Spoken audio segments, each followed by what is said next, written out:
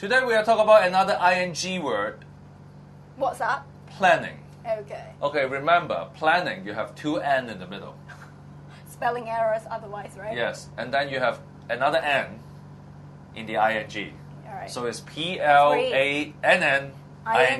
So 3 N's in this. Yeah, very interesting word. In Hong Kong, particularly in the past 20 years or so, when we talk about town planning, we normally only talk about two levels. We talk about the zoning aspect, which is the map, or in the government terms, they call outline zoning plan. OZP. OZP, outline zoning plan. Outline zoning plan is a statutory document. A statutory document means it has legal authority. So you have to build or plan your land according to that OZP, outline zoning plan. And then if you want to change the use of the land, and then you will need to apply for the change. Yes, and hence you have an ordinance behind to support such OZPs. And the ordinance is called Planning Ordinance, Town Planning Ordinance. In short term is TPO, okay, Town Planning Ordinance. And the execution department for the TPO, the Town Planning Ordinance, is the Planning Department, okay? And this is what I call the grand scheme, the macroscopic level of planning. What about the other The level? land. The other level is Yep. the architectural level, architectural planning. The shapes of the building, how tall is it, plot ratio, how many floor GFA. area. GFA stands for You gross test me. floor Yes. area. Gross floor area. So this is the second level of planning.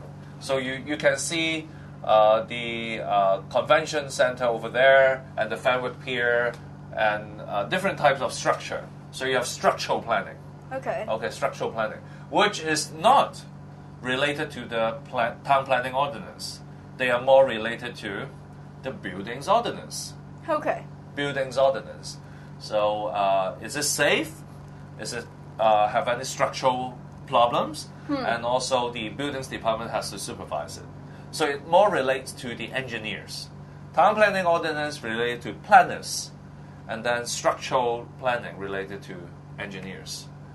But this is a very primitive level of planning, how to build the buildings and also how to plan the lands. And in between these two, The the intersection structure, point, yeah. there's an intersection point which represent the advancement of planning. It's called landscape planning. Okay. In the past, we do not compare the structure and the land.